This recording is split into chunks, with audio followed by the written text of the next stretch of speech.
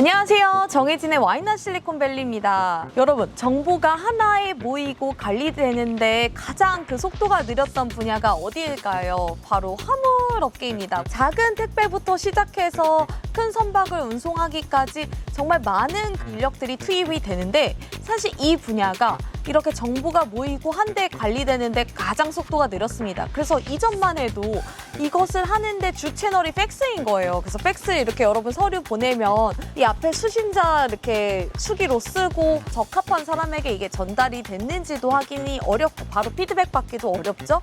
동시에 정보가 바뀔 때마다 실시간으로 업데이트를 다 같이 뿌려줘야 되는데 이게 빠르지 않은 거예요. 그러다 보니까 이해관계자가 정말 많은데도 계속해서 발전이 더딘 곳이 바로 화물이었어요. 이 화물의 주인이 화물주는 항상 What's your ETA? 이거를 계속해서 물어봐야 되는 거예요. 이 실리콘밸리와 언뜻 화물업체가 어울리지 않지만 실리콘밸리에서 문제 해결사로 나타난 스타트업이 있습니다. 바로 플렉스포트인데요. ETA만 묻던 시장에 스타트업이 뛰어든 거예요. 디지털 화물 포워딩 업체를 자처한 건데요. 오로지 공급망에 대한 데이터를 하나로 관리하면서 이것을 효율적으로 배분해주고 공간을 확인해서 넣어주고 이 전체 해결사로 뛰어든 이례적인 스타트업이에요. 완전히 이 틀을 바꿔놓는 업체로 탄생한 플렉스포트에 대해서 좀 알아보도록 하겠습니다.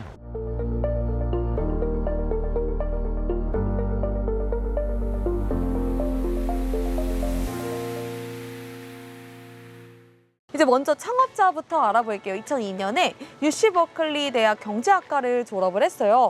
그러고 나서 중국에서 스쿠터를 떼다가 판매를 한 거예요. 그래서 이제 오늘날 리셀 시장이라고 하죠. 이 리셀 시장에 이제 초창기에 뛰어듭니다. 근데 이제 하다 보니까 수익이 괜찮았고 점점 이걸 확대를 합니다. 그래서 중국에 직접 가서 이걸 좀 더 쉽게 사업을 해보자 하면서 2005년에 중국에 갑니다. 근데 중국에 가보니까 이 화물 운송이라는 게 굉장히 주먹구구로 이루어져 있고 송장 같은 것도 관리가 안 되는 거예요. 그래서 이제 우리 이 문제를 한번 해결해 보는 게 어떨까 하면서 2007년에 화물 송장 데이터 플랫폼인 임포트지니어스닷컴을 세워요.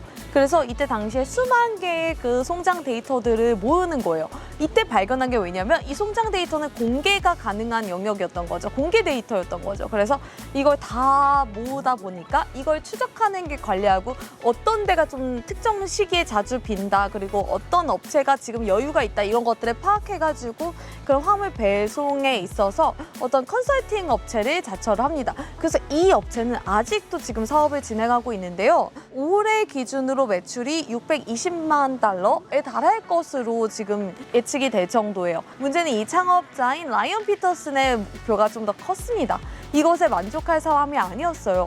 그래서 이제 곰곰이 생각을 해보는 거죠. 새롭게 사업을 해야겠는데 더 큰 문제를 풀어야겠다고 생각을 한 거예요. 이런 문제의식을 가진 상태에서 2013년에 Y 컴비네이터, 실리콘밸리의 최대 엑셀러레이터로 꼽히죠. 그래서 지원을 해요.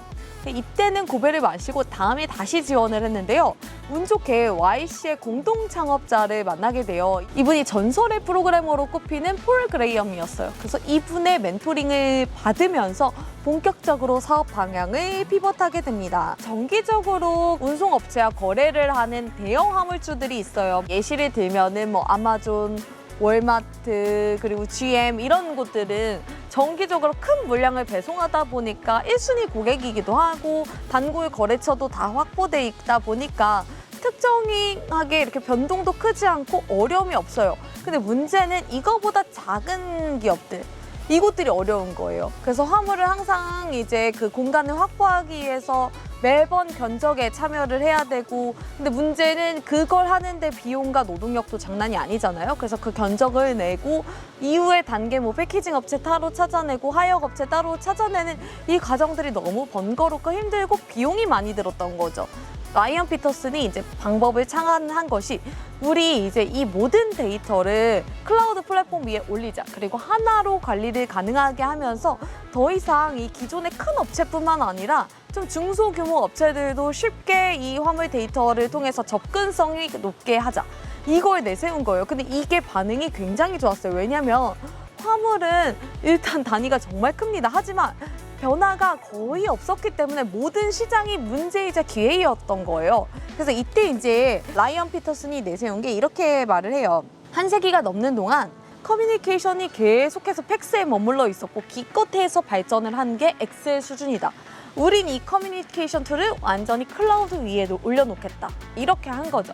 그래서 이제 2014년에 본격적으로 사업을 시작하고 쭉쭉쭉쭉 성장을 합니다. 이때 이제 대표적으로 맞춤 안경 플랫폼인 와비파커 같은 곳, 그리고 뭐 이때 올버즈도 등장했고 팬데믹 기간 빠르게 성장했던 펠로톤 같은 기업들도 주요 고객사가 되고요. 가장 이제 좀 크게 달라진 건 쇼피파이 같은 전자상거래 오픈마켓 기업의 이제 소상공인이라고 하죠. 이분들이 이제 주요 그 고객이 된 거예요. 그래서 이분들 같은 경우는 소규모 물량이지만 이분들이 이제 정기적인 고객으로 확보하고 이 시장이 굉장히 크다는 걸 발견을 하고 모든 이제 그런 작은 규모의 업체들까지 접근성을 크게 높입니다. 피터슨 같은 경우 굉장히 승부사적인 면모를 볼 수 있는 게 이제 2016년 피터 틸에게 투자를 받은 게 문제가 됐어요. 피터 틸이 이제 헤비한 트럼프 지지자로 이제 우리에게 알려져 있잖아요. 그것 때문에 뭐 기업 이사회에서 나오기도 하고 정치색이 정말 강한 인물로 여겨집니다. 근데 이때 당시 이제 트럼프 정부 때 16년쯤에 이제 중국에 대한 그런 관세를 굉장히 크게 매겼어요. 그러면서 관세에 대한 벽을 세웠는데 의회에서 조사를 할 때 이제 물은 거예요. 이렇게 중국의 관세 벽을 만든 사람이 대준 돈을 받겠느냐, 이제 좀 수세에 몰린 거죠.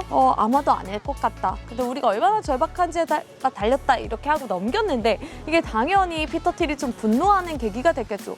그래서 투자 철회한다 이렇게까지 갔었는데 이제 해명을 직접 한 거예요. 그래서 이후 이 협상 능력을 잘 발휘해서 피터 틸에게 더 좋은 기업 가치에 후한 투자금을 받습니다. 그래서 좀 전략가다, 그리고 승부사적인 기질이 있다, 이런 식으로 평가를 많이 받는데요.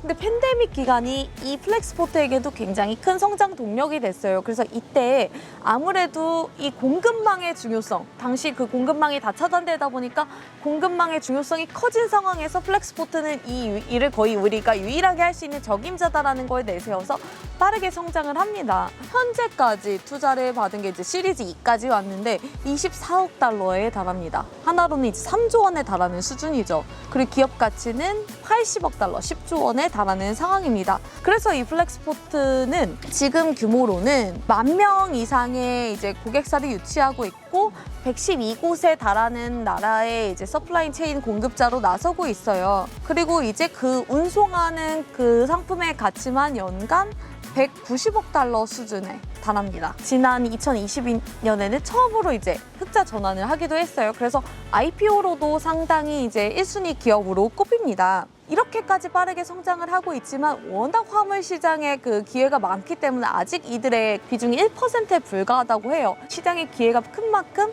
이 기업을 라이언 피터슨이 어떻게 키워낼지 이것도 관심이 되는 부분입니다. 플렉스포트 오늘 이야기 나눴고요. 다음 영상에서 알찬 기업들 소개해드리겠습니다. 감사합니다.